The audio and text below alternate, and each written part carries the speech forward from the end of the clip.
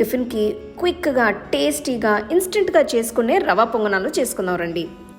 ఒక బౌల్లో సుజి రవ, పుల్లటి పెరుగు, తురిమిన క్యారెట్, సన్నగా తరిగిన కొత్తిమీర, కొద్దిగా ఉప్పు వేసి ఒక్కసారి బాగా మిక్స్ చేసుకోవాలి.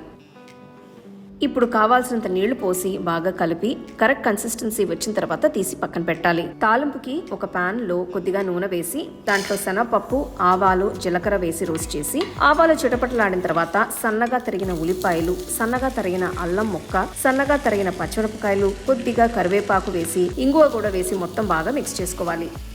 ఇప్పుడు ఈ ఉల్లిపాయ తాలింపుని రెడీ చేసి పెట్టుకున్న రవ్వ పిండిలో వేసి మొత్తం బాగా కలిపి ఒక 30 నిమిషాలు తీసి పక్కన పెట్టాలి. 30 నిమిషాల తర్వాత కొద్దిగా బియ్య పిండి వేసి మొత్తం బాగా కలపాలి. పిండి కన్సిస్టెన్సీ పర్ఫెక్ట్గా ఉంది. ఇప్పుడు మనం పొంగనాలు వేసుకోవచ్చు. ఇప్పుడు పొంగనాల ప్యాన్ని వేడి చేసి దాంట్లో నూనె పోసి పిండిని కొద్దిగా మోల్డ్స్లో వేసుకోవాలి. ఫ్లేమ్ మీడియం లోలో పెట్టి రెండు పక్కల బాగా కాల్చాలి.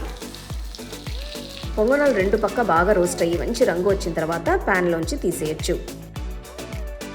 భలే క్రిస్పీ అండ్ టేస్టీ అయిన ఇన్స్టెంట్ రవా పొంగనాలు బ్రహ్మాండంగా రెడీ అయ్యాయి. నచ్చిన చట్నీతో పెట్టుకొని వేడివేడిగా తింటే అబ్బా అద్రింది.